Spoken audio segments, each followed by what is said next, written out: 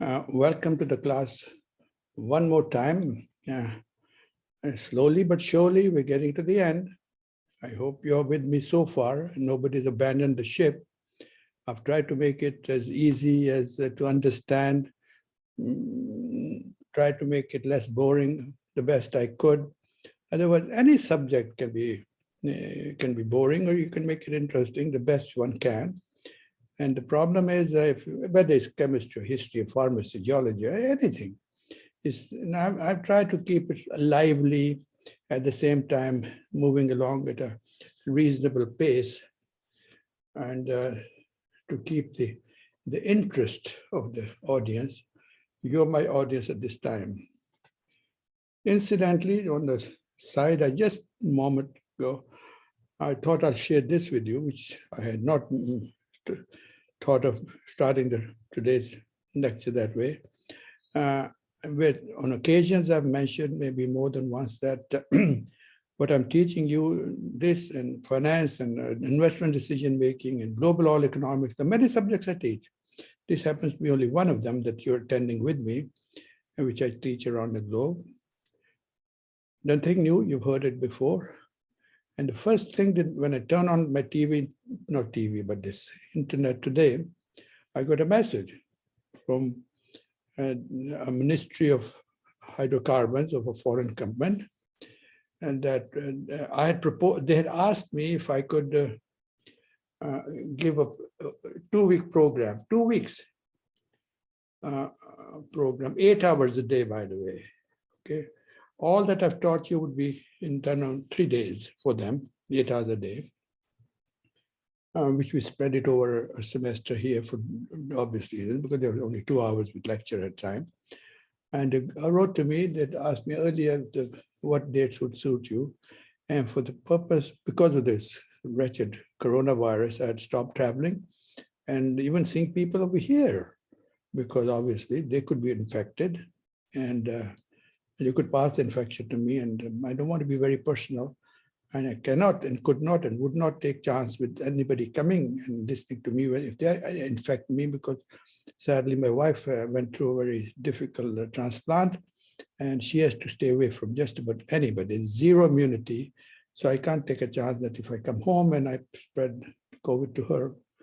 And thank God she's coming out of it. God willing, she will come out soon, I hope in another couple, 3 months. And so what the point being, what I had told this group that's coming from overseas that I will only do it if it's in Austin, because I have to be with my wife in the evening.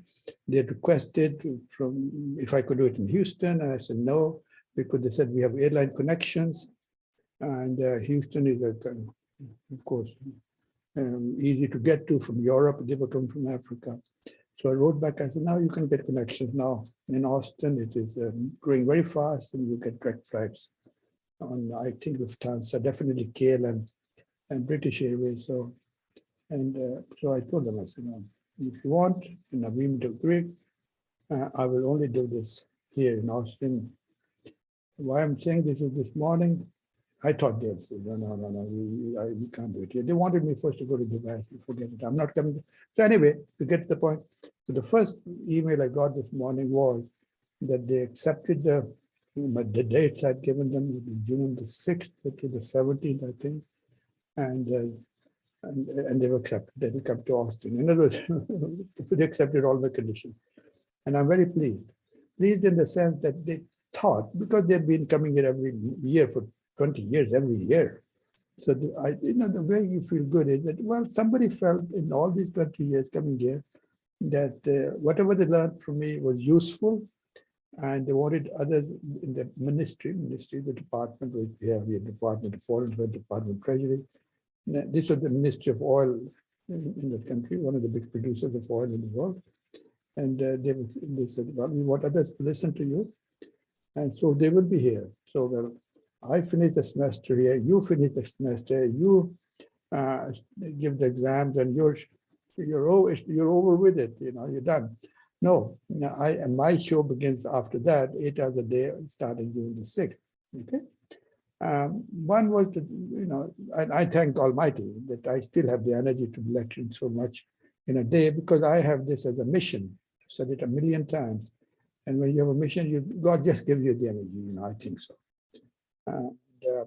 So you'll be sitting and enjoying yourself or going to Rocky Mountains and mountaineering, God knows what you're doing. Remember, I'll still be doing my missionary work, okay? And the other reason I wanted to communicate, not to waste your time, why would I do that? Is to get you to, again, get the feeling. One, whatever I've taught you so far, and will by the end of the semester, is practical, people coming from around the world, and it is useful. That's why people come, okay?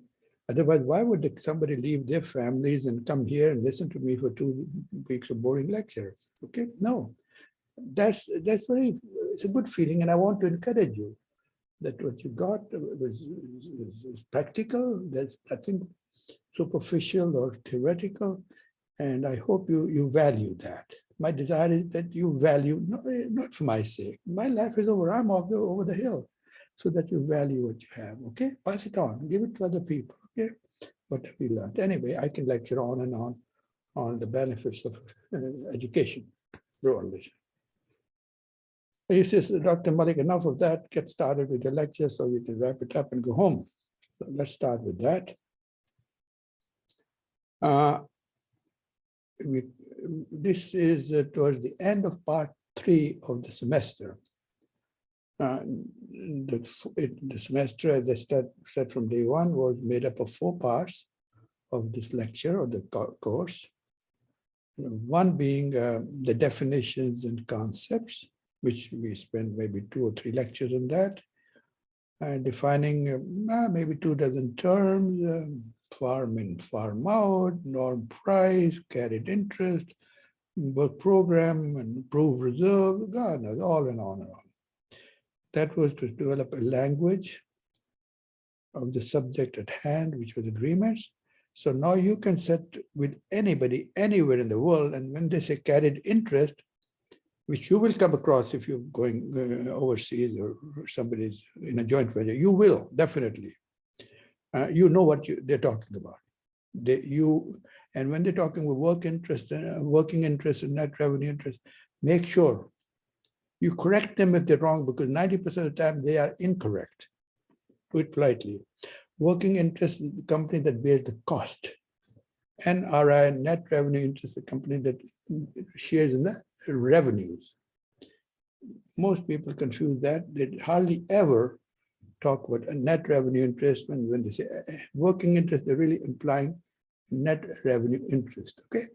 So these are the benefits of part 1, which was the logical starting point of any lecture on this, any subject. When I'm teaching finance, the same thing. That for 2, 3, 4 hours in the beginning, I talked with the language of finance, okay? Debt and equity. What is debt and what is equity? And what does it mean? It's called the capital structure, which has to be balanced. So that's the basics that I go into there, okay, which I teach on Thursday. I hope when I'm teaching, if I'm teaching next semester, meaning spring, I never teach in the fall. Usually I used to be traveling in the fall. And that I did the same thing with the finance courses. Then the part 2, they're all essential parts. There's nothing this more important than that. Was a very different part from part 1. Part 2 was was talking about the different types of agreements that exist globally. And so you came across the first one was a concession, then followed by a PSA, starting in Indonesia. And then we had a joint venture, and finally the service contracts that we generally come across in Iraq.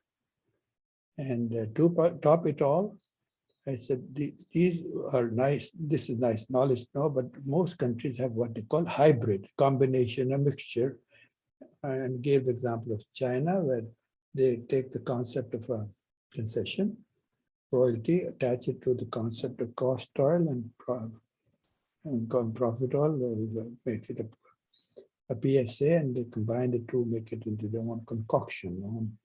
Concoction means, whatever mixture they like. You mix your drinks, and what you mix is called a concoction. Okay? So that's what it was. Having said that, let us go on to part 3 then. Part 3, which is today going to be in the end of part 3, very likely. We talked about the types of agreement. No, types is part 2, are legislative questions, okay? Policy questions. So part 3 was about legislation and policy, okay?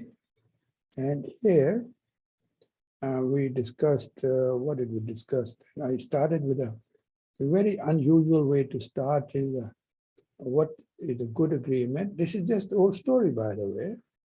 A good agreement is one that is flexible and therefore it's not static. It moves and moves automatically. It is not dead because it is alive. Remember all those things? And that's a good agreement. Most agreements are static, they're fixed. And I don't think the agreement should be fixed because if the oil price changes, the agreement should change automatically. That's very important. And then we talked about when will that happen? I said it'll move automatically when the agreement is sensitive. I'm going to prove all that today. That's why I'm repeating it. Pay attention to what I'm saying. When it is sensitive to oil price changes, when it's sensitive to operating expenditures, that should be all in your note, nothing new. And it is sensitive to technology or the size of the field / production from the field. And finally, I said, if that is the case and you come across that agreement, that means it has got zero distortion. Then I explain to you what is a distortion. Definition. Okay. Now, what's the point? I've repeated this because during part 3, which is going to be ending soon today, in a little while, I said to you, this is a funny way to teach part 3 is because I've told you the end of the story, which I did. And the rest of the 2 lecture on this part 3 would be to explain to you how we get to the end. So I said, you would not understand now at the beginning where I'm leading to you because I've not explained anything to you. And I said, well, in part 3, and at the end of part 3, you'll understand what I'm saying. Give me a second, please. I think I need to clear a screen here and I'll get somebody to help me there, please. Give me just a moment, please, okay? Because I for some reason with a breeze or something happens sometimes and that I'm not seeing myself, which I normally do, and I'm seeing all kinds of other things and I don't want to lecture 2 hours and find out I was doing the wrong thing. Give me a second, please, okay? Thank you very much. I'll be back in 30 seconds.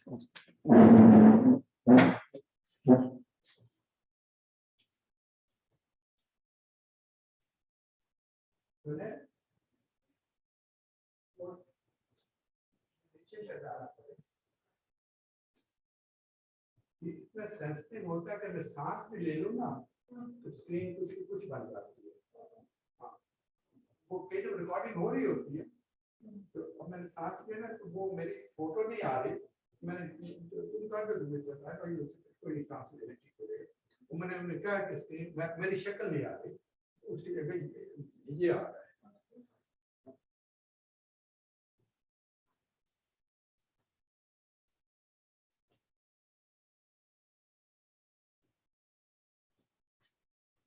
ठीक है ना वो तो देखेंगे ये आ रहा है हाथ में लगा नहीं कुछ नहीं होता ठीक रिकॉर्डिंग हो रही है ना हो भी रही है ना देख ले तो button on recording I don't know which one do you want me to press.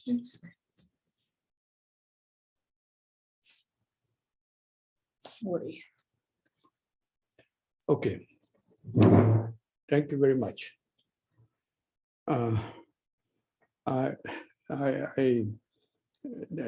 I knew with this situation with this computer that I'm so illiterate about it, even you breathe heavily, everything distorts, okay?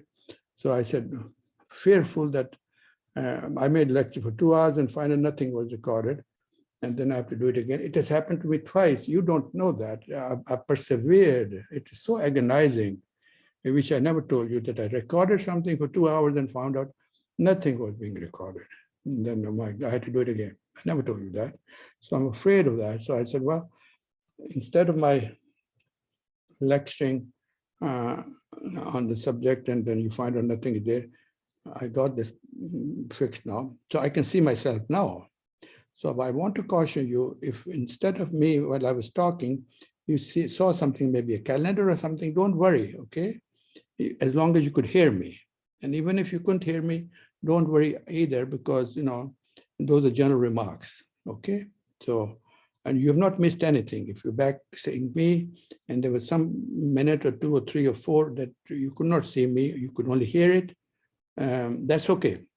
And even if you couldn't hear it, which you should, that's okay too, because I didn't say anything that we have to rehearse the whole thing again for another half an hour. That would be not necessary. If it were, I would certainly be coming back to you and giving that part again.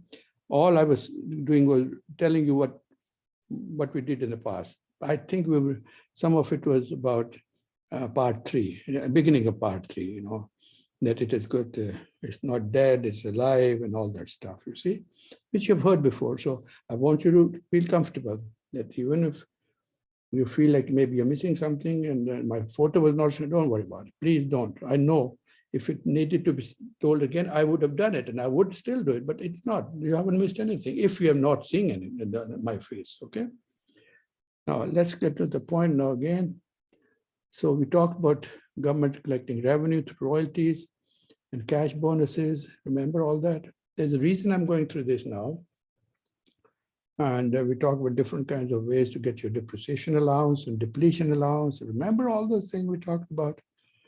But one thing that you're all waiting to hear and ready to educate you is how would we get the agreement to move? How will it be the agreement would have no distortion? That's what it should be now addressed. You should be taught about that. I've been promising you that. And this is the end of part 3 now that I'm starting now. Now, make sure you're with me at this time, okay? That's all. If you haven't heard much before this, don't worry about it, which you have, but even if you're not, don't worry. Because the start of part 3, where I'll say, no economic distortion is essential, it should be sensitive to oil price. All these things that we said at the beginning of part 3 are going to be shown to you now. So for that, this is going to be pretty much the end of part 3. Then we'll go to negotiations. Interesting chapter. This is going to be interesting too. Pay attention to this, please. Now I'm going to take you to understand this business of sensitive to this and sensitive to that. I'm going to take you to Colombia, South America. Why Colombia? One, because of what I learned in Colombia was very nice. I was very pleased, and I want to share it with you because that's where I found out, and I'll discuss the actual Colombian model agreement, the real one. And I found out, when I saw that, I said, oh my goodness, man, this is a great idea. Wonderful idea. I was very pleased with it. And then since then, which was 15 years ago, I looked at it and analyzed what was great about that idea. Then I've been talking about it all over the world. And let's see if I can convert you to my way of thinking that it's a good idea, what I'm going to discuss, what happened in Colombia. And now more countries, as they're learning about this good idea, I know I'll give it a mystery, I'm going to reveal it in a second, are adopting it, okay? And you'll understand why. And this might explain to you what I said in the beginning, a good agreement is alive and it should have sensitivity to all these things and no distortion. Remember all that? And Colombian model is based on what is called the R factor. That's all. Remember the word R, alphabet R factor. Okay. Before I get into lengthy discussion, what is the R factor and what was it in Colombia I saw and I liked so much. Let me say this, or rather caution you. The charm of the R factor concept is that it is simple. It is the simplest thing in the world. I love it because it is simple. That's why I'm very fond of it. So why am I emphasizing the simplicity part of it? It's simply this. Because sometimes I see in audiences, people take a simple concept, simple, and for no reason that I never understood why they would do it. They make it complicated. A simple, pure, simple concept, for no reason, there'll be few people, they'll make it complex for no reason. And I said, please, I urge you, don't do it. You don't have to. Leave it the way it is. It is simple. Leave it simple. I'm going to ask you the same thing. Please leave it simple because it is simple. I think you said, Dr. Mala, we heard you say that. Let's get going on what is it. And then we'll analyze it. It's about 5-10 minutes, and then we'll say, okay, you follow what I'm saying, and I think you will. There's nothing difficult about it, it's so simple. Let's talk about the Colombian model based on the R factor. It is this. All the revenues, cumulative revenues, is money that the company receives. Is it a positive? That is a positive cash flow. All the revenues the company receives, cumulative, simple. Divide that by all the expenditures, all the costs that the company spends, all the revenue divided by all the costs is equal to R. That's it. How more simple can I make it? That's all. All the money coming in, all the money going out is equal to R. Nobody in the world can make it simpler than that. No, there lies the fun. When I explain to you, you'll appreciate what I'm saying, okay? When I say it's automatic and in life and all that, I'm going to put everything in front of you and you'll be the judge. So let me write it down what I've said, and I'll repeat the same thing 2-3 times so it gets into your mind. Okay, let's write it down. Simple. Colombian model.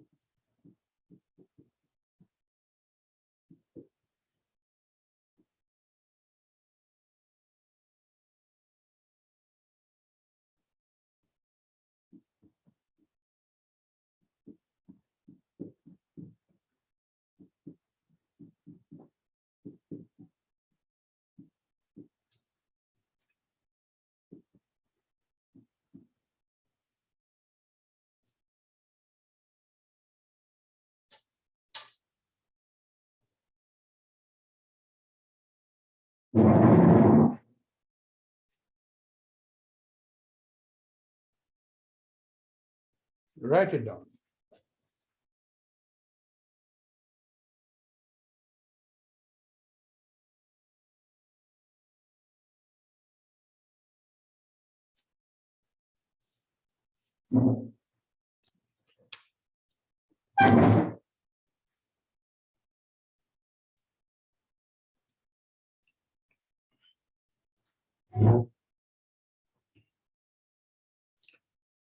Cumulative revenues divided by cumulative expenditures is equal to R. If that's not clear, let me try it again. Cumulative. I hope you understand cumulative total. As you produce, you get more and more revenue, and that means cumulative revenues. What's a cumulative? Revenue is a positive cash flow. All the money you put into the bank account. All the money you put into the bank account. You can add it up. Doesn't take a magician to add up. Add up all the whatever money you got. Look at the bank statement. Divided by cumulative expenditures, costs, capex and opex, capital costs and operating costs. That means cumulative total expenditures, meaning all the money that you spent.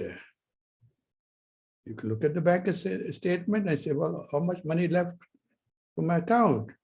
All the money that came into your account, positive cash flow divided by all the money that left your account is a negative cash flow, negative expenditure. That's it. Is equal to R. That's it. You say, Dr. Malik, we don't see supernatural thing. You've been telling us about this concept of R. You say, I don't see it. I do. That's it. So let's talk about it. Keep that in mind. The Colombian model. Slowly but surely, revenues are flowing to the company. And company is spending money. Okay. So after the revenues that are coming in are equal to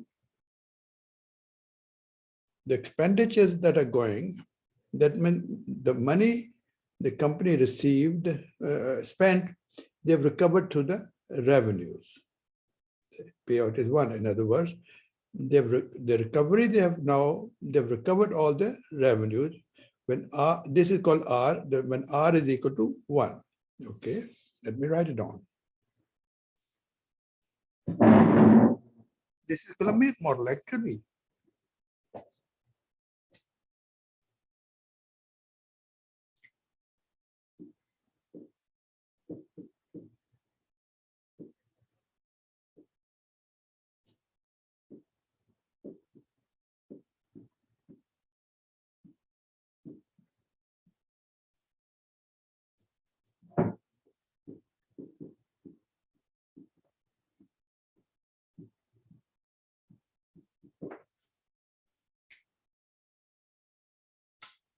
Right on.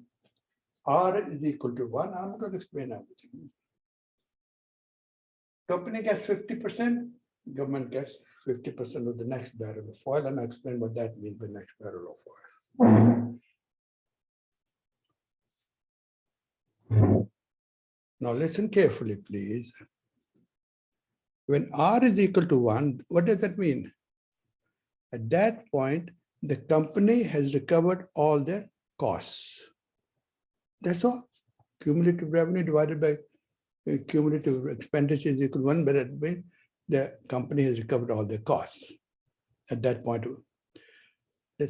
And the government of Colombia says to the company, no, you recovered all your costs. You say, okay, the next barrel of oil, after that, the next barrel of oil, after you recover all your costs, you got 50% of the barrel, you keep remaining 50% of the barrel, you give us the government. Look, 50% goes to the company and 50% goes to the government of the next barrel of oil that is produced. Because by then, the company has already received all the costs back. Now they get half of the next barrel of oil at that point. Let's go one more time, and then I'm going to explain everything. There's no more explanation, really, if after that.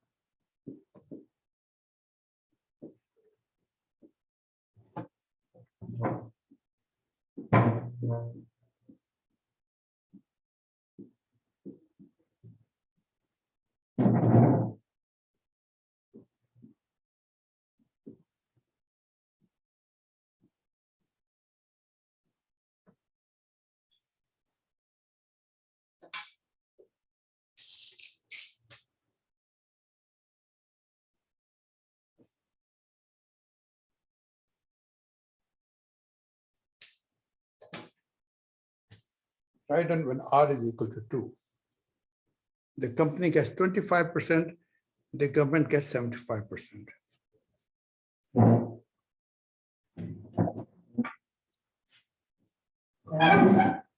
Write that down, and that's it. I'm not going to write anything else. Don't worry about it.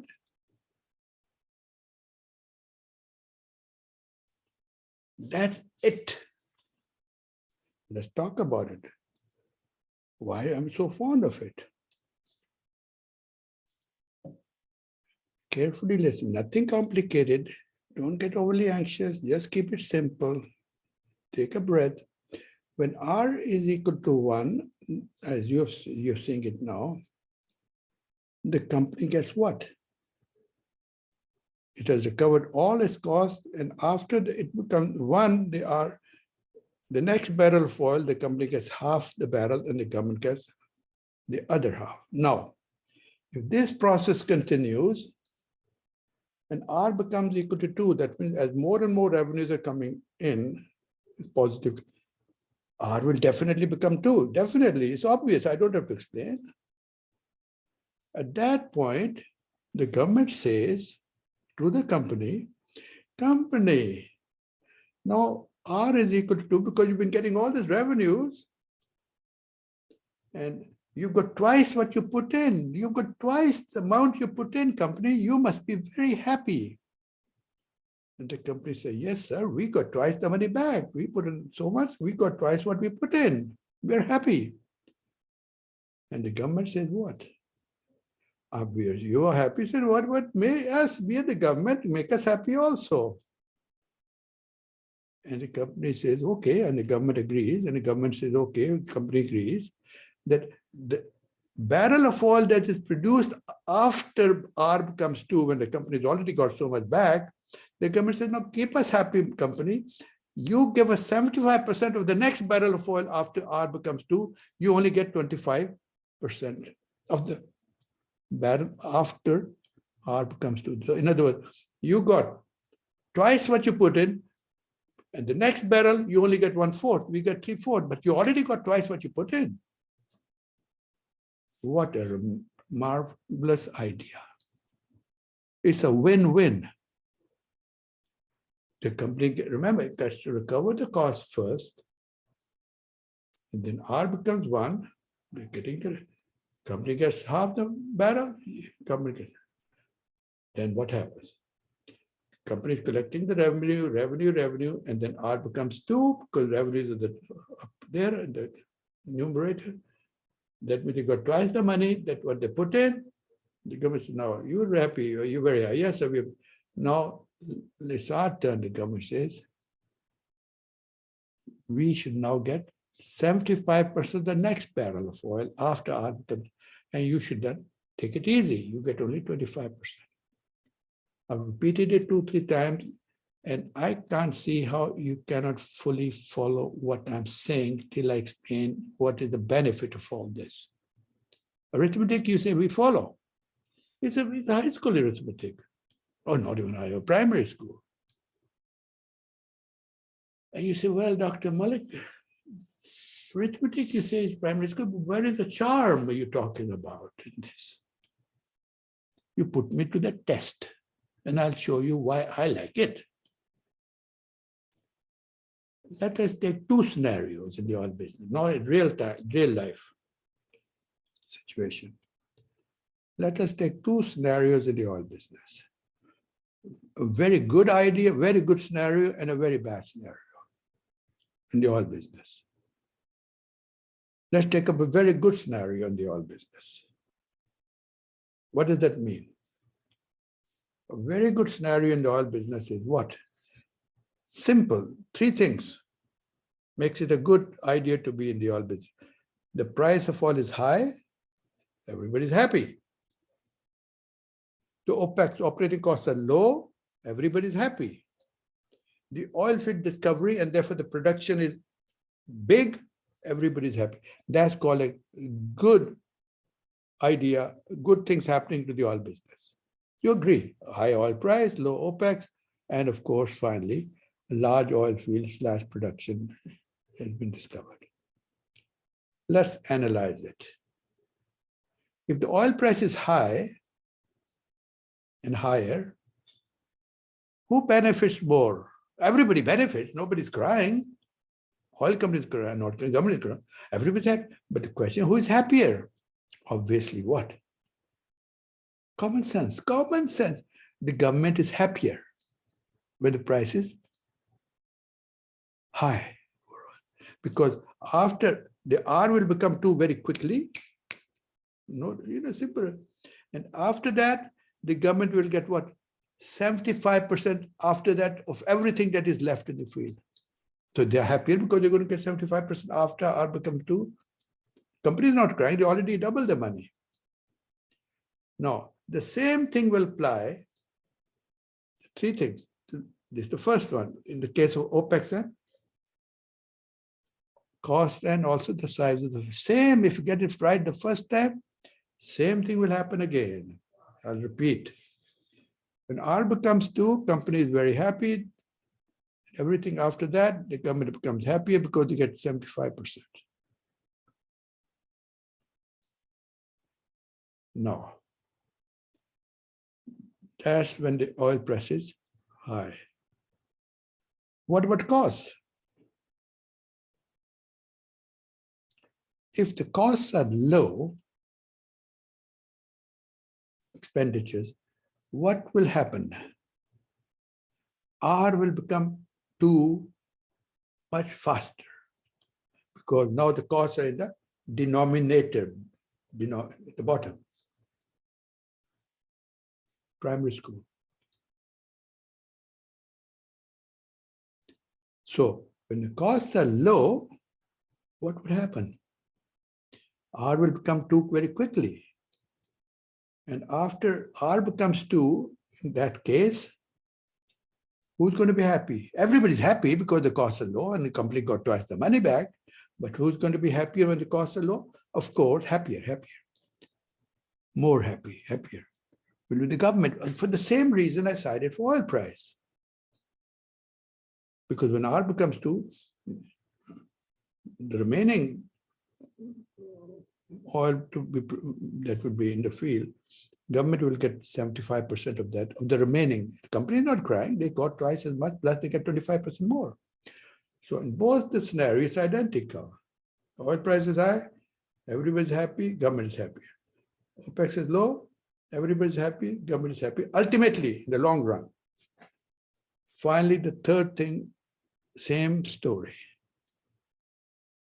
Simple logic. I hope you're not confused. I'm in fact oversimplifying it. The third thing I said was, what is the third thing I said? That a big oil field has been discovered and therefore the production is high. Everybody, the company, when I say everybody means the oil company and the government, that means everybody is happy because there's a big oil field, a lot of production, nobody's crying. So in case of a big oil field, same thing will happen. After the company R has become 2, they got twice the money. And in the big oil field, so much oil is still left. After the company gets twice what they put in, the government will get what? Remaining 75% of the remaining oil in the field. So they're going to be happier. That does not mean anybody is unhappy, folks.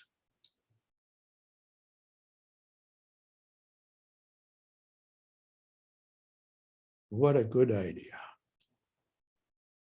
It looks like in this scenario of good times in the oil business, this whole situation seems to be helping the government become happier. I agree with you. But you might say, Dr. Malik, what about the oil company? What about them? You've ignored them.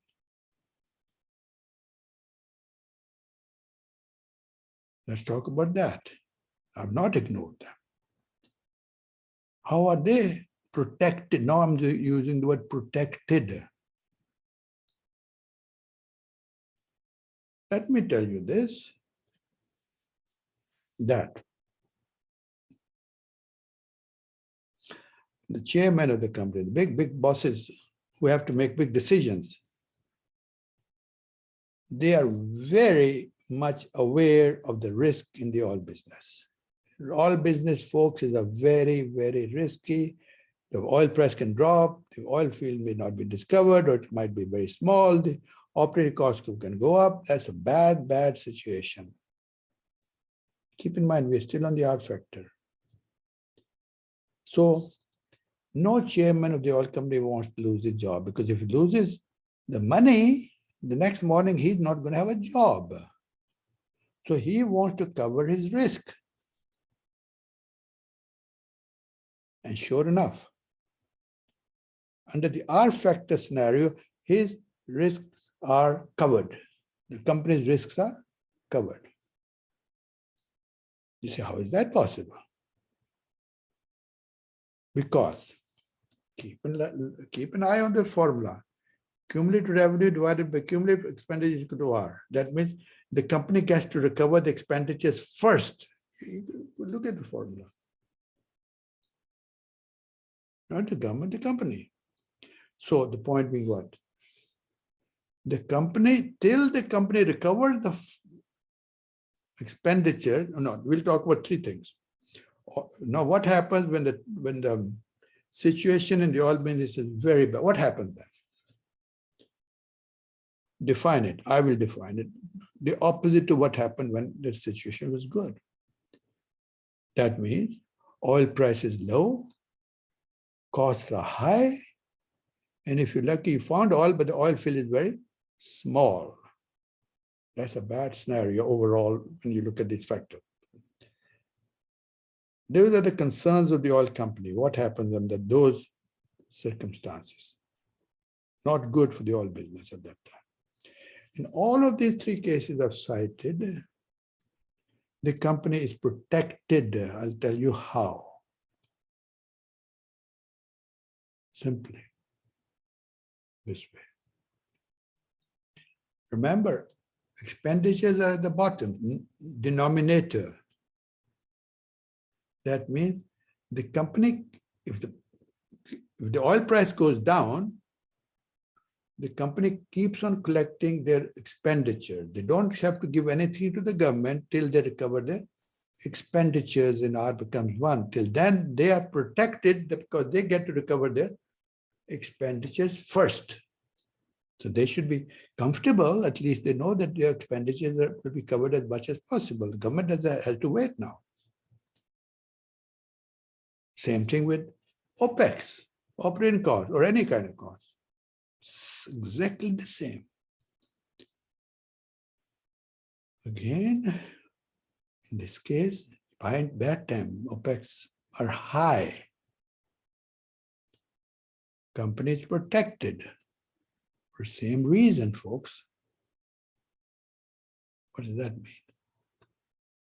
That till R becomes 1, company keeps on recovering its expenditures. So they're protected. Government just has to wait.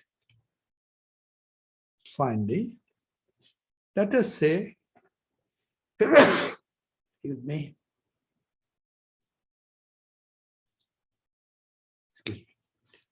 Finally, third point is the oil field is discovered is very small.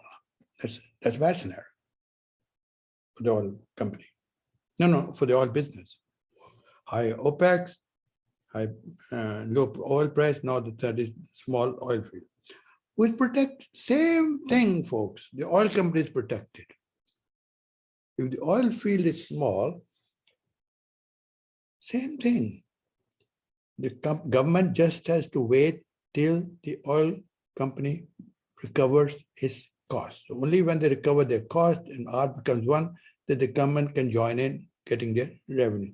If the oil field is so small that R never becomes 1, that means the company did not recover its cost fully, the government would not get one single barrel of oil. So they're protected. The company is protected. So what have I taught you for? What have I taught you? That means because of the R factor, there is flexibility. When the times are good, government is happier and nobody is crying. Oil company is also happy. Times are bad, company is protected. That means what? Automatic. Automatically, there's a built-in automatic situation here. Depending on good time to bad times, automatically the pendulum will move in favor of government or oil company or vice versa, automatically. Mr. Carter did not have to introduce the new windfall profits tax in 1978. You remember I said the government added more tax because the oil companies were making a lot of money because the price went up? Because if the agreement at this R factor was not invented at that time, because at that time, the R factor had been invented, or people had made, was in existence, and the agreement was made based on the R factor. There was no need for the government to jump in and change the rules automatically. When the price went up, the government of America would have automatically received more revenues without changing anything in the agreement. I'm against changing anything in the agreement. Once you have it, don't change it, folks. It's sacred. I've said it before. Again, automatically, it is life. It moves from one end to the other, from good times to bad times, and vice versa. Didn't I say that? That a good agreement moves automatically. But if it's based on R, it will. But most agreements in the past were not based on the R factor. The government had to meet to say, okay, now you're making more money, give us some. I'm against any meeting, believe me. You end up with more problems after the meeting than before you got into the meeting. I've attended more meetings than anybody you'll ever know in your life. And there's not a single meeting where I got any darn thing done in them. You can quote me on that. A person who spent half his life in meeting, the rest of the life in aeroplanes, traveling, telling people, do something, avoid meetings. This R factor is automatic. There's no need to meet. I know I'm overemphasizing because I feel like I wish I had invented the R factor. I would have gotten the Nobel Prize for it maybe, but I'm just reporting because I like it. And what I've discovered is, pleasantly, that as I circle the globe and learn more about who's doing what, government-wise, I'm seeing more and more companies, or countries rather, governments, are moving closer to the R factor. But make it simple. Now, I'll give you, well, there's a country, I started by saying keep it simple, keep it simple, keep it simple. It is simple. But, and I said some people just make it complicated for no reason. Remember that? You know why? Because I looked at an agreement based on the R factor of a North African country. I don't want to name that country. And they've taken the pristine, clean R factor, the way Colombia has done here, and for no reason, they make it so complicated. That's such a simple concept. They made it so complicated and added decimal points and decimal here. And till today, I don't understand what they're writing in that agreement. That's why I said, please don't worry about this decimal and complexity. Keep it simple. Keep it. I'm not trying to sell the Colombian thing, but that's what I like. This I have to talk about it. But the Tunisian government, oh, I'm sorry I named it, but stay away. It's simple. Just Carlos, why they changed it to something simple into something complex? That's up to them. So having said that, I hope that is what I said. There are no distortions, and we're going to talk distortions in a minute, because that is the criterion, singular criteria is plural, for having a good agreement. Okay, we started there, part 3, and very soon, we're not finished, we're going to end there with the word no distortion. You know, remember distortion? I explained to you, so I don't have to explain anything. Well, I'm tempted to do it in case you forgot.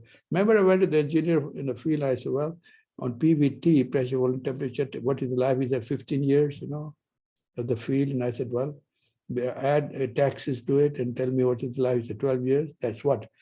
taxes cause a distortion, reduce the life by 3. I've done a really quick repeat of what I told you earlier so that it's fresh, because I'm going to discuss that distortion business now. Want an agreement that has no or minimum distortion possible. There is no perfect agreement. Even R factor has a problem. And I'll tell you what it is in a minute. You should know, but I can't. I wish I could interact and say, you tell me, and then I would have told you what I think it is. So let's talk about what is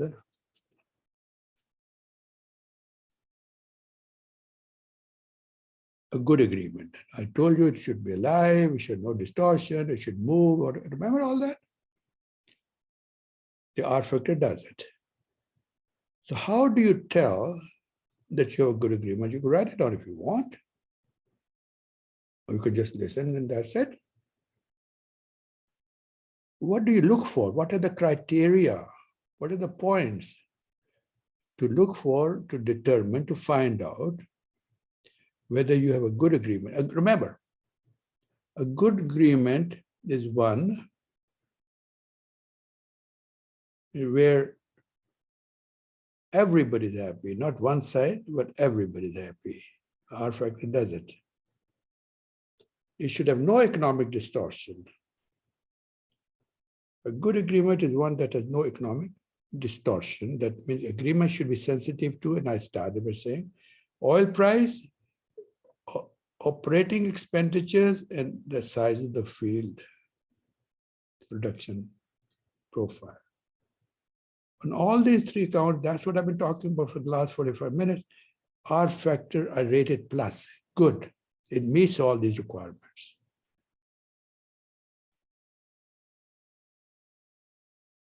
That's one factor to remember to look for a good agreement. Second thing to look for in a good agreement is right the first, no economic distortion.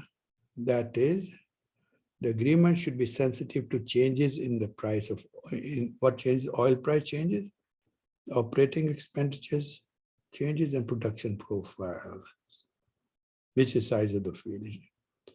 And for R factor, put on plus. This is a positive feature of the R factor. R factor covers these points. It should be sensitive to oil price, OPEX, and size of the field, then, which is reflected in the production profile, of course, it's common sense. And I'm repeating for the 3rd time, R factor says good, it takes care of that. I'm pausing.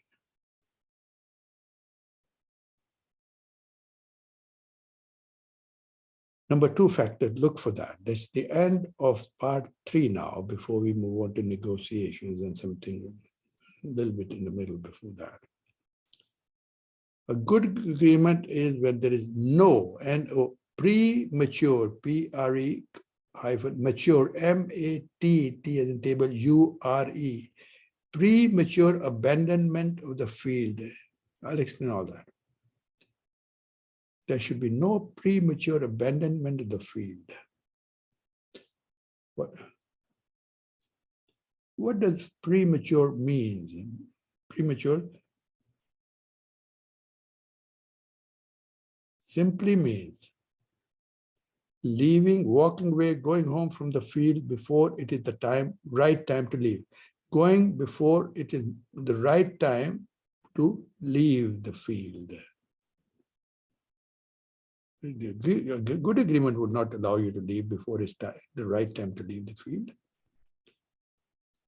Common sense. On that account, let us give a rating of plus for the R factor. Again, this is a factor, R factor rated plus. It meets that need, fulfills that requirement. How would I say that? Remember R factor? The company, look at the formula, gets to recover the cost first before the government gets the money, company. So why would a company leave the field before its time Because in this case, the R factor, what? The company is getting the money back first. Why should they leave? They're getting the money. They're getting the money first. They're not going to leave before it's the time to leave. Plus for the R factor. I hope you follow all that. Number 3. That I'll read it. No incentives. No incentives for overinvestment or gold plating. Gold plating means paying everybody $100,000 salary. Everybody flying around in first class in the plane. Lavish expenditures, unnecessary expense, all this gold plating. There's no reason, incentive is no reason. That's a good for overinvestment in a good agreement. There should be no reason, no incentive, no encouragement that you should spend more money, the company, or pay yourself handsome salary. Unnecessary. On that account, folks, R factor, I will rate it a minus. R factor does not fulfill that need. It's a minus. I'll tell you why. It's so obvious.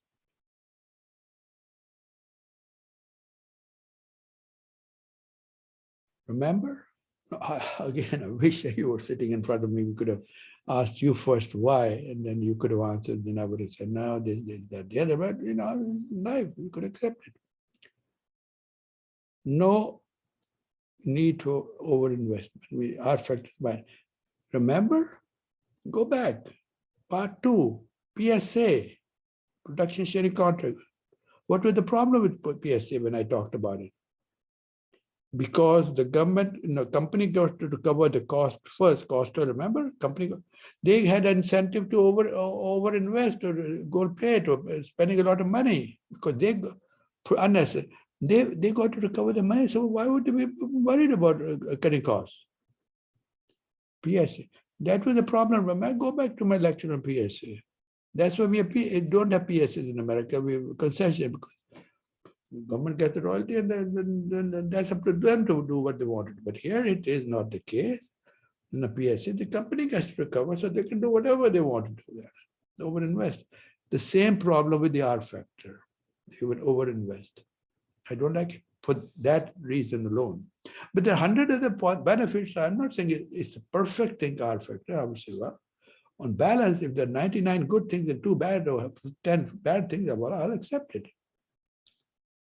Neutral rate of depreciation that does not alter depletion rate. Well, that means is neutral rate of depreciation, or I'll write it slowly.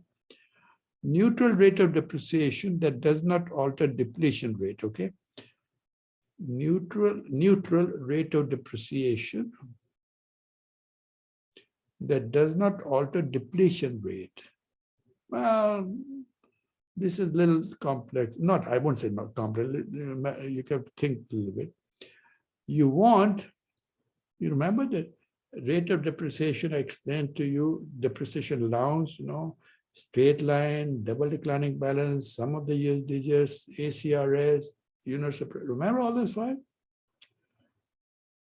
A good agreement is one where the government allows you not the depreciation allowance, whichever calculation you use, such that it does not change your decision how fast to deplete the field. What if the government says, well, we give you straight line method to calculate your depreciation allowance, and that turns out to be the way the company wants to deplete the field very fast, which may leave a lot of oil behind. There's an optimum level of decline, and they say, well, we could get oil very quickly because the depreciation allowance is such that we can benefit that way. That's not a good idea. That's going to cause a distortion. Neutral rate of depreciation means the depreciation rate calculation, the allowance, how to calculate, should be such that it does not influence the company's decision how to produce. There should be two different things. That's an accounting, this is a production, this is reservoir, this is accounting. Fine. So this accounting procedures of depreciation allowance should not impact the what? The rate of production from the field. That's all. I've said it, Peter. They're two different things. That accounting depreciation allowance stand alone by itself for the benefit, and these are those are accounting. Here is the what optimum is depletion rate. That's a technical factor. Let these not two be mixed. Like I gave you an example earlier on. I did, and even today I did. When I went to the engineer, I said, well, what's the life of the field on PVT? She said 15. I said, add taxation. It says 12 years. You see what happened? That was accounting thing, taxation. First, he said on technical file 15. On accounting situation with depreciation, it said 12. That means what? That accounting business of depreciation affected the field life. That should be avoided, of course. This is a technical factor, stand alone, take your decision. The other ones are economics and accounting factors, stand alone. I've tried to explain it 4 different ways.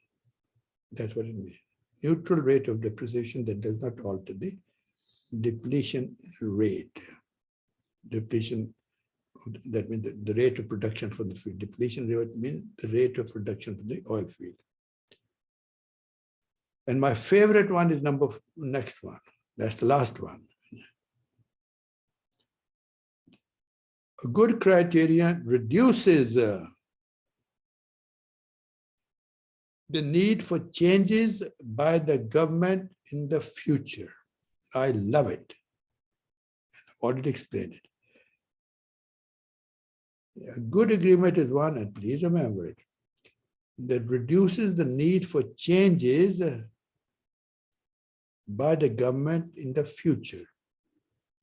I don't like to change. Once the agreement is written, live with it. High price or low price, live with it. And a good agreement reduces the need to change anything. And R factor moves automatically. Times are good, government benefit. Times are bad, companies protected. So you don't have to have a meeting to change anything, because meeting, believe me, causes more problems after the meeting you're over than before when you sat down to solve the problem. Okay. Having said that, I hope you got something out of this part 3, laying down the criteria, the factors that you should keep in mind, both the government and the oil company. I'm not saying one or the other, both, to ascertain, to determine, to find out whether you have a good agreement. You meaning both sides, government and the oil company. With that, let us end part 3. We have only one part left, okay, of the whole semester course. And part 3, I think you got something out of it. You're bound to have. I'd be surprised if you didn't, okay? So let me give you a short break. How about being lavish? Maybe a 12-minute break, please.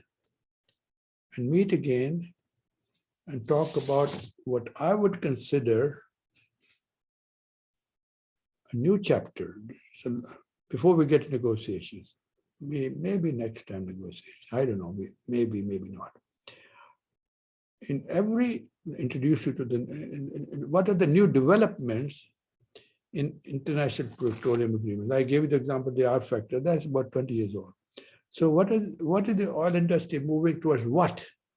What are the new changes? What are the new developments in the oil industry in terms of agreements? Okay, we're not talking about technology, we're talking about agreements. What are the new changes in agreements, in petroleum agreements, exploration and production agreements? There could be 100 kinds of agreements, but we're talking, because you're mostly engineers and petroleum engineers and maybe petroleum geologists there, I don't know. And so we're going to focus on E&P, exploration production agreements. Take your 12 minutes, I'm looking to watch, and we shall assemble again And I will discuss what are the new changes. Okay, very good. 12 minutes, and I will be back. Thank you very much.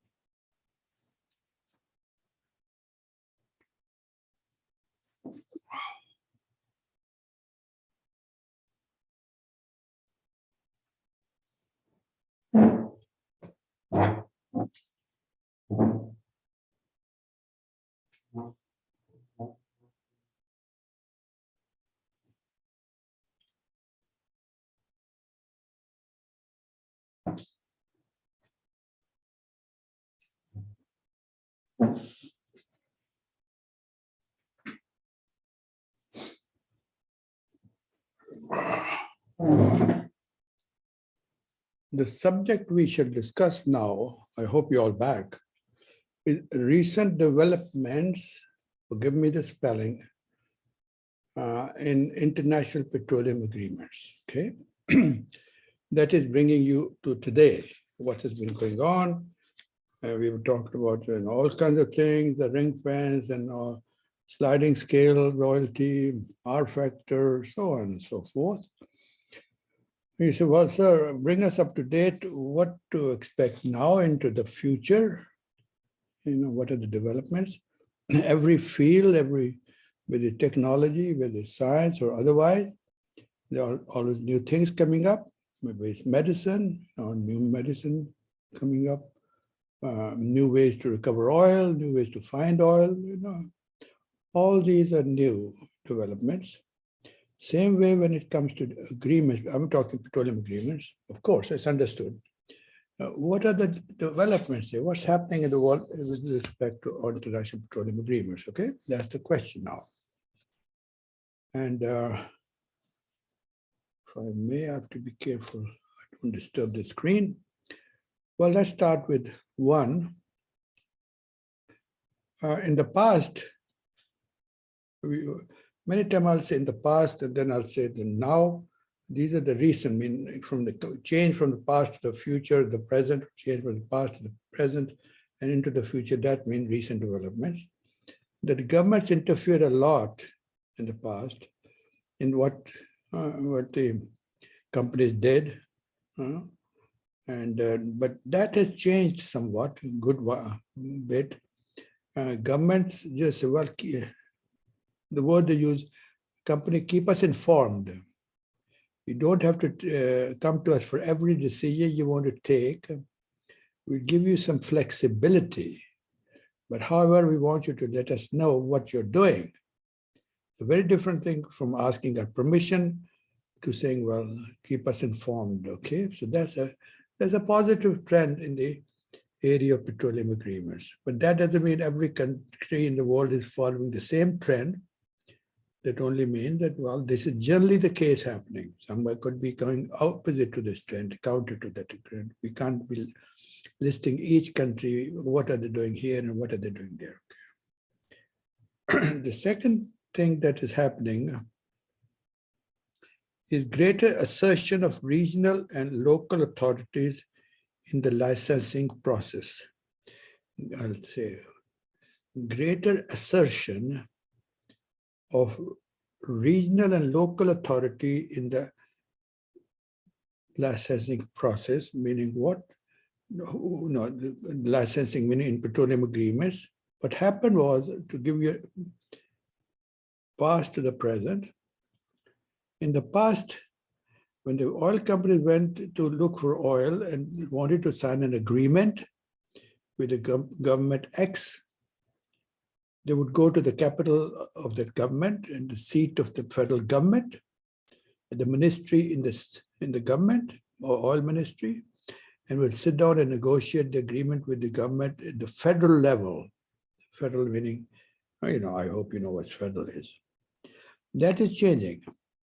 There's a greater assertion of regional and local authorities. That means regional, that in other words, the state, provincial authorities and local authorities are saying, look here, companies, in the past you only dealt with the federal government, but we're telling you that also come and talk to us about what you plan to do here in our province, in our state, okay? So the local government, the local provinces, governments of the local are asking for more assertion, more role in the process of agreements, okay? And there are many examples of that around the world. Now, having said that, let's look at another development. That is, in the past, we would have like, the government would say, here it is, we offer you a concession type of an agreement or a PSA type of an agreement. But now it's changing also because the governments are learning a little more. And so now, but the hybrid agreement, hybrid combination, those kinds of agreements predominate in the world. More and more countries are saying, well, we want new agreements to be made up of PSAs and concessions together, right? The Chinese is a perfectly good example. Remember, I told you about the hybrid agreement of China, okay? In the past, oil companies were obliged to sell their product, oil, to the state government, the national oil company, for their refineries locally.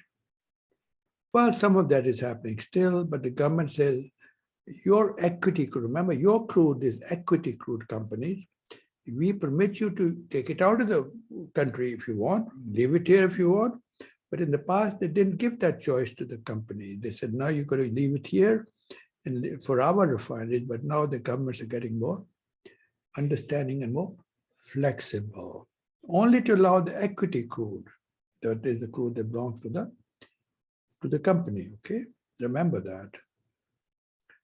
that. Previously, some of the things have been discussed before and throughout the course, okay?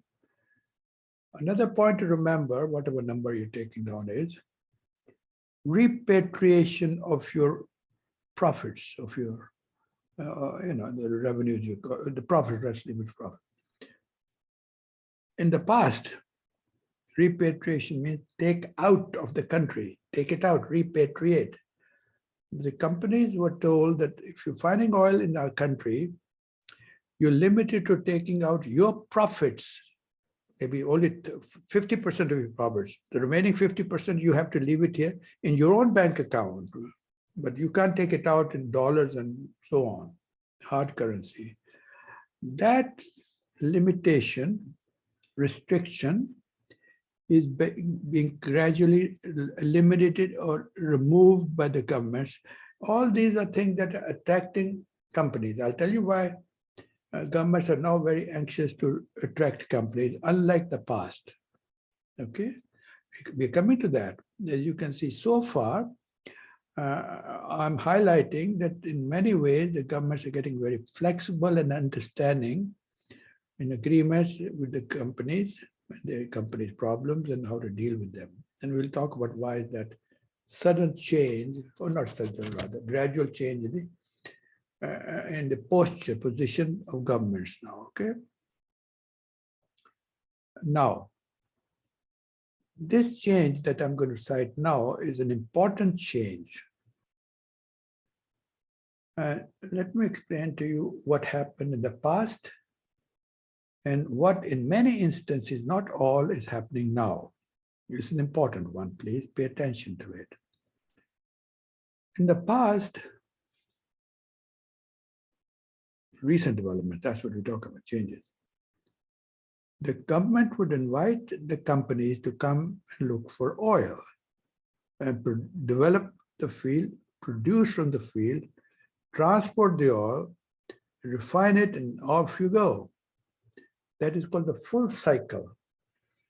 Invariably, in the past, the governments wanted the companies to do the whole thing from the exploration, do the seismic, and all that work programs we've been talking about, seismic and exploration. Now you have to what? Develop the field, okay? Company, and now you have to produce from the field and all that good stuff. Everything is your business now. You have to do it. Well, some of that is still happening, but things have changed somewhat also. That in some instances, and I can give you the government of Kazakhstan is doing it as an example only. And others, Algeria has done it, Venezuela is doing it, many governments are doing the following. What I'm going to tell you is that governments are saying to companies, in the past they said, do the whole thing. No, companies, you do not necessarily, this is the new thing, important, have to do the whole thing from exploration to production development. No, we already have an existing field. Now the government says, we want you to come to an existing field and bring your technology and improve the recovery from the field. And if you improve like certain millions of barrels of oil recovery, that's what we want you to do. Bring your technology, and then we will share the additional, the new extra oil that you have produced as a result of technology. We will then share with you on that one. So obviously, the risk for the company is less now because they're already going to an existing known field, but their attraction to the government is they're bringing in the new technology, the advanced technology. Let me show you what I'm saying in case you don't follow that. It's happening in many countries.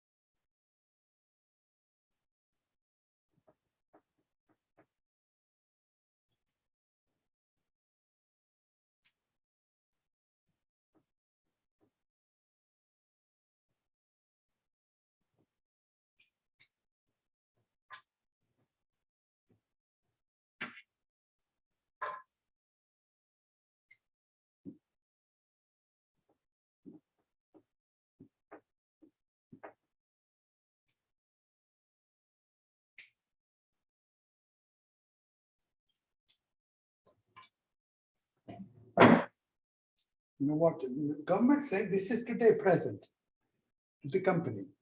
That they already have, this is the production here. Production here, okay, today, present time. Government will say, today, Mr. Company, you come here today and the field is producing with this decline curve. You see the decline curve? That's the decline curve, that's it.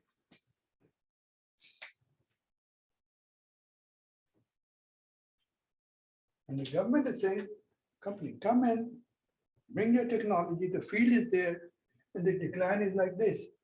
With your advanced technology, we hope, and if we do not do anything to the field, the government is saying, if we don't do anything to the field because we don't have the technology, the decline will follow what?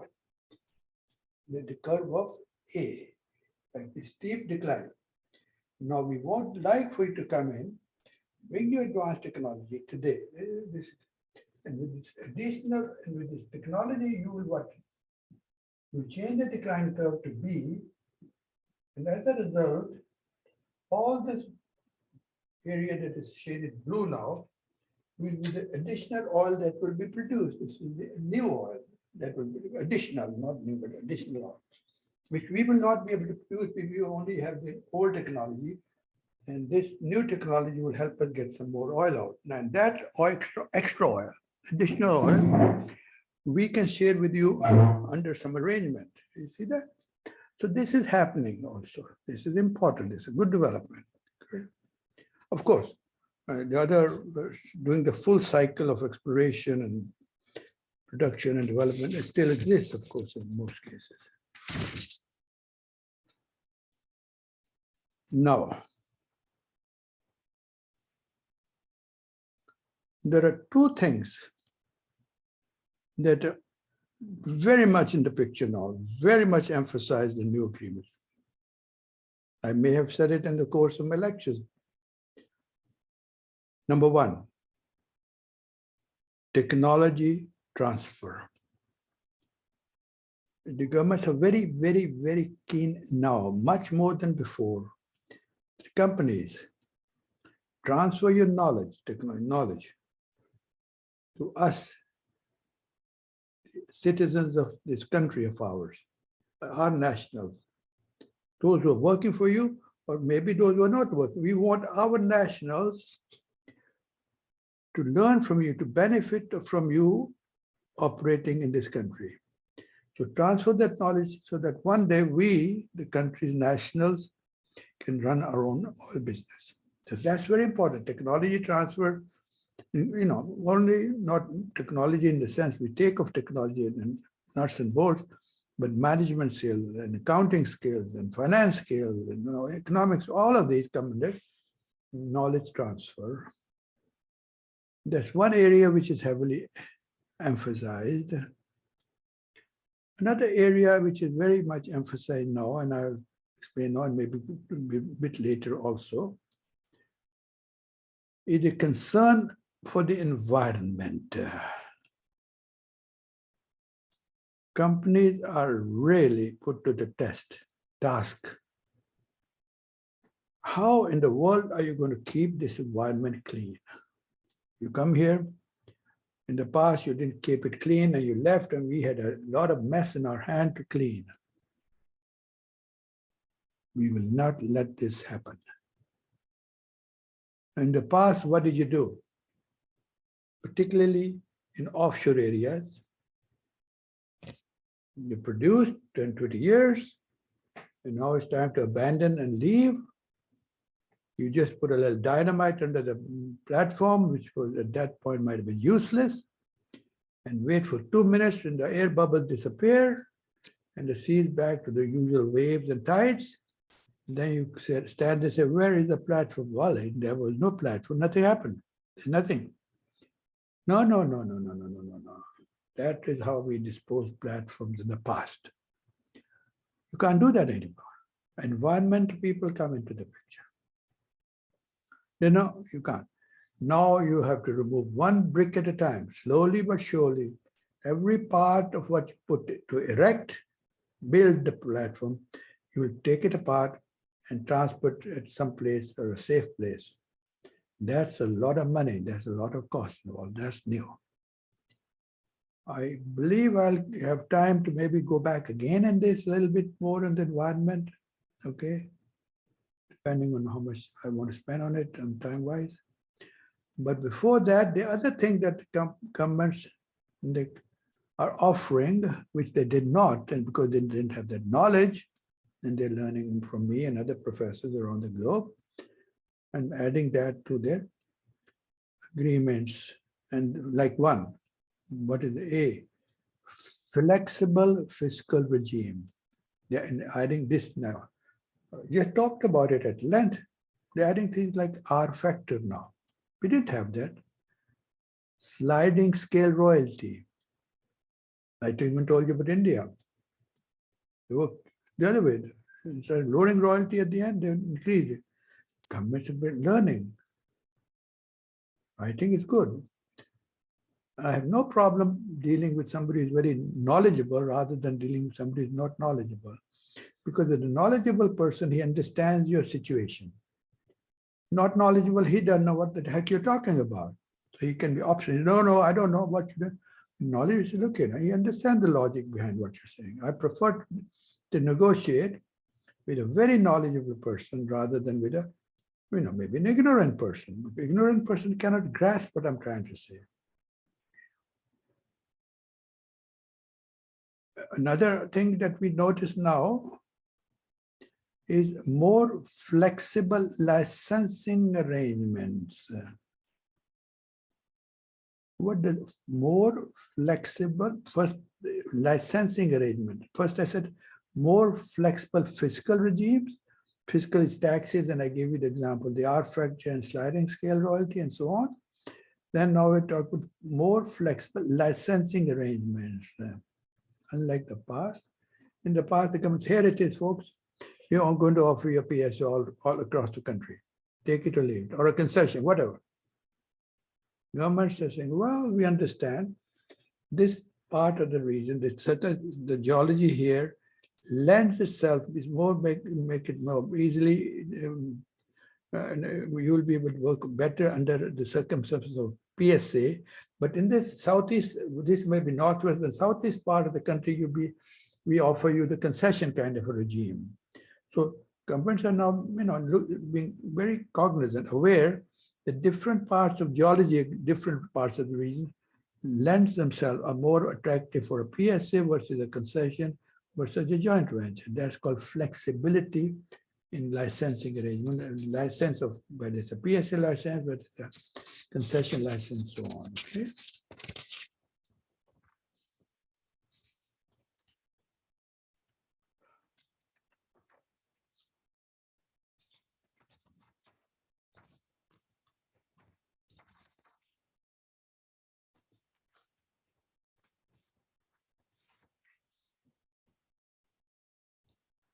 Little bit more about the environment, not too much more. I don't know if you've heard of EIS. Please remember what it is. You may need it. Environmental Impact Statement, EIS. Previously, government would sign an agreement and the companies were told, well, this area, this block is yours, go look for oil. Fine. Well, what they've added now is another requirement. This block is yours, this area is yours, go look for oil. But, there's a but. Before you start looking for and exploring for oil in this area, we want you to prepare an EIS, Environmental Impact Statement. That how is this area that you're going to look for oil in is going to impact the environment. Environment means society, the employment maybe, the pollution is only one part of it, okay? The social structure is going to be disturbed, okay? All these make up the overall subject of environment. Give us its impact, environmental impact statement, okay? EIS, of all big projects, okay? Particularly offshore ones. How are you going to remove the platform after 20 years? You'll be going. Tell us. Are you going to put aside some money for that starting today? That when you leave after 20 years, there will be enough funds in the savings account of your company so that the platform will be removed. So all these are new factors. They were not the case at in the past. Tell us who is responsible in the company, give us the name, the title of the person who will be responsible to meet all the environmental needs and requirements. Previously, oh, well, we will keep it. No, that's not enough.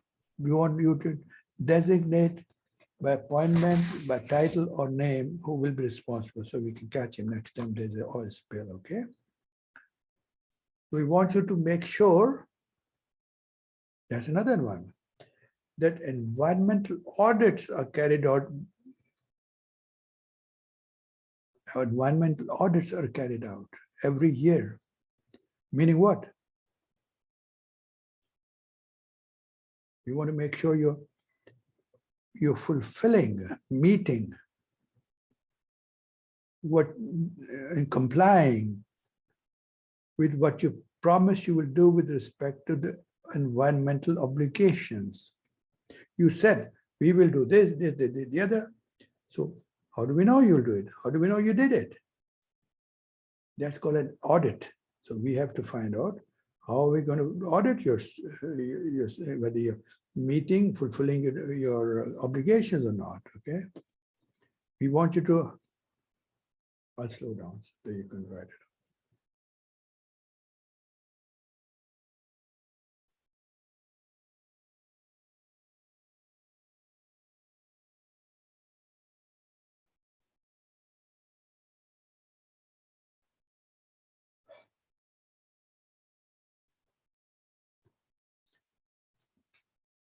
We would like, the government says, you to identify the major environmental risks.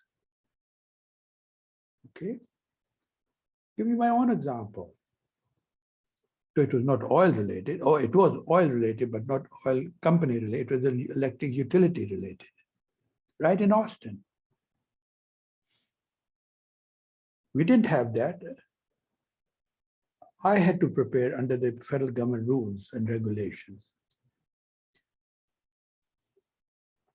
I think I may have mentioned, I served the electric utility in Austin in the 70s, 50 years ago. And I was told rather, federal government requirement to prepare a plan. Okay. And it was called Spill Prevention Control and Countermeasure Plan. Let's do it again. Because spill, S-P-I-L, prevention, control, and countermeasure plan, S-P-C-C-P or something like that. Why were I told to do it? You bound to have been to Town Lake. I go in the evening many times. It's a beautiful sunset setting. And after the sun sets, you look at the skyline of Austin. It is charming. With light in the back, I really, really enjoy it. So before 8 o'clock these days, it's the sun setting, and you turn around the other way, it's that skyline, and it's a very pleasant place. It's downtown. There's a bridge there, there's a pedestrian bridge. Try it sometime, you might catch me there. And about that time, there's a window about from 7:30 to 8:30. Then before that, I'm never there.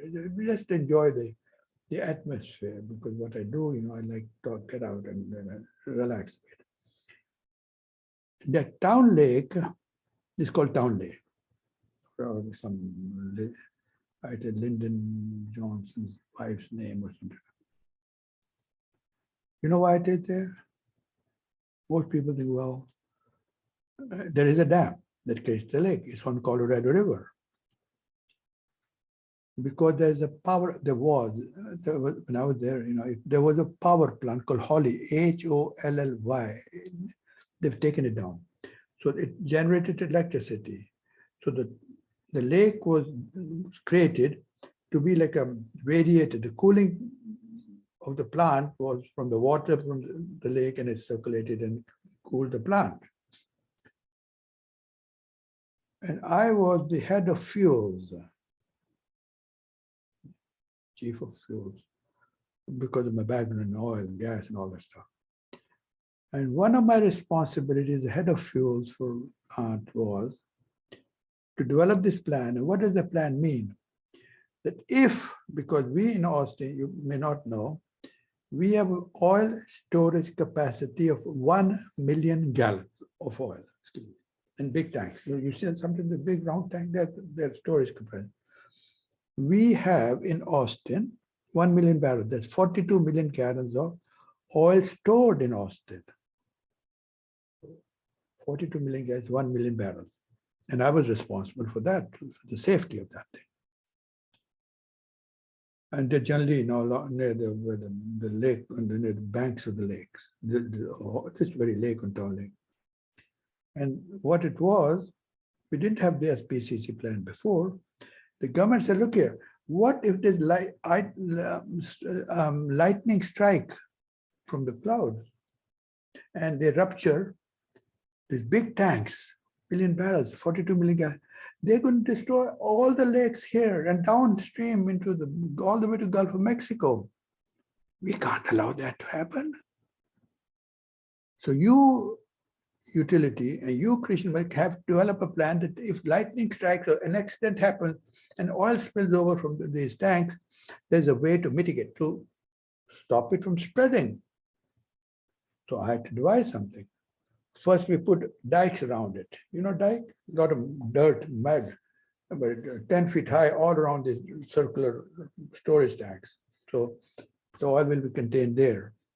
And then they said, what if it's more than that and they can't contain it? Then we had to buy some booms, yellow booms, this thick, this thick. And then in case there's an oil spill. And that was just it. And we had to have boats just in case there was noise. There was never a need for it in all the years I was there, but we had to have it on standby. So the point is, the governments now require all of these things. Before that, they did not require about spills, what happened in offshore. More and more oil is coming from offshore. You may have heard me say that 50% of the world's oil coming from offshore. So many things. We've had this big oil spill in offshore areas. They're huge. Okay. So all these environmental regulations that have come about. The next one, trend, is an interesting and an important one.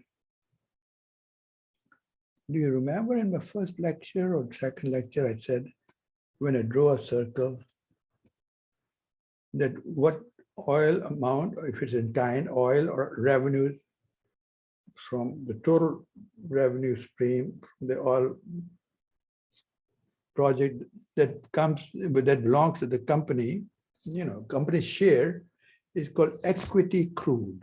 Remember that? Equity crude is the amount of crude oil from the exploration protection project that belongs to the equity. The remaining oil belongs to the government. That remaining oil is called government take. It could be oil, it could be through taxes, it could be through bonuses, it could be whatever belongs to the government, whatever it is in the form of taxes or called a royalty or bonus, whatever is called government take. Remember that? So there is a trend now globally, pay attention to that, that the government take is getting less and less. The companies are allowing companies to keep more and more equity crude, or crude is in the form of dollars, equity revenue. Government share of their equity crude is getting to be, or dollars revenue is getting to be less and less. There's a downward trend in government take. What's the reason? Obviously, there has to be a reason for all this. One amongst many other reasons is because the oil business geographically spread much more than it ever was. The governments have to compete with each other to bring the companies in. Example, Soviet Union, Soviet Union, there is no Soviet Union, Russia and Kazakhstan and Armenia and Estonia and Kyrgyzstan and Tajikistan. One Soviet Union, it was closed. Nobody looked for oil there. Not allowed. Soviet Union opened up. Sadly, there's a war going on now. 15 countries came out of the Soviet Union. So there are 15 companies now competing in the world to bring oil companies in to look for oil. I happen to visit one of those countries every year till this Corona business. Kazakhstan. I may have told you earlier, size of Europe, Sweden, Norway, Denmark, Germany, Luxembourg, Spain, Portugal, Greece, Italy. All the countries put together were smaller than Kazakhstan. I may have said that earlier. Huge country, huge country. I used to go there regularly. I should know better. The oil minister has taken this course with me, by the way. A big producer for it. So there are 15 countries that want oil companies to come. Previously, there was no country, even Soviet Union was closed, and other countries too, besides Soviet Union, opened up for oil exploration. So the companies are in a very good position that everybody wants them now, but in the past, when China was closed, Vietnam, all things are opening up. I've been to China more than once, giving a lecture on this and other subjects. They want to learn this business. So now the governments have to compete with each other to get companies to come. As a result, there's only one way you can compete is to take less from the project. Government has to reduce their take. There's no other way. You can't put oil in the ground, can you, government? No, you can't. That's the only way you can do it. Take less of the share. Because more opportunities, more acreage, more areas are available for companies to come and look for oil. Let me say that when it Governments have to compete all the time. Believe me, it's not only the companies that compete all the time. The governments have to compete. They all want companies to come in, bring the technology, give the money, bring the technology, bring the capital, give the money. Okay, and they compete with each other. So, if Indonesia, a country we've talked about the ring fence, wants to have a set of contractual contract, who's keeping an eye on what kind of petroleum contract is Indonesia offering? Is their next door neighbor is Malaysia. They have a lot of oil too. So they compete with their neighbors. Remember, they compete regionally. Governments compete regionally. Malaysia will offer terms and agreements that compete with Indonesia's terms of agreement. Not with Colombia's terms. There's a different world for them. They won't worry about Tanzania. They won't worry about Malaysia. UK will not worry about Brazil's terms. They will work about Norway's terms. What are the neighbors offering? Why would the company come here? Because why can't they go to Norway instead of UK?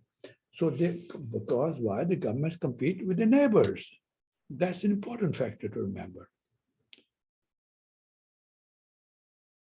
Whereas, and I'm going to end with this, whereas the governments compete regionally, and I've said to you, on terms, what terms they offer to make themselves more attractive than the neighbor. That's not quite true when it comes to oil companies. The oil companies do not compete regionally. They compete internationally, folks. Remember, oil companies compete internationally for a simple common sense reason. A flight from Houston, 14, 12, 10 hours, can take you to any part of the world. Now there are even 18 hours flight from Singapore to New York. 18 hours in the air, I don't know how you can hang in there for 18 hours. Now they're talking about even a slightly longer flight, okay? But 18 hours is a pretty standard flight. It's very much on the schedule. Singapore, New York. I don't know how I fly, but 18 hours, boy, it's a killer. The point is, the oil company doesn't matter where they are, because it's international business. You can roam from Houston to even international. I know how many hours would be to Australia, but maybe one connection, you're there in no time. So they go internationally. But the governments go in competition regionally. Now they have non-stop flights just about everywhere, okay? And so that's a little difference in the competition. Governments compete regionally, whereas international oil companies come internationally. Having said that, it's a good time to stop, because that concludes part 3 of a 4-part program for the semester. One part is left, and a fun part is left. But fun does not mean it's important. It's not important. It is a very important part. How to negotiate agreements is the 4th part. And I wish I was in the classroom when all present. I put half the class as government people, half the class as oil company people, and we talk about royalty or signature bonus. Go discuss this. Can't do it. I'm teaching online. So I will give you some, what they call pointers, some ideas. There's no yes or no. There's no formula for negotiation. It's a question approach and ideas. What I would do if I were you doing the negotiation, you might find some of it interesting. You might find some of it useful. But a logical, good place to start would be not now when you've got hardly any time left, but to start when we meet next time. Okay. Thank you very much. I'll catch you next time. Thank you, thank you, thank you.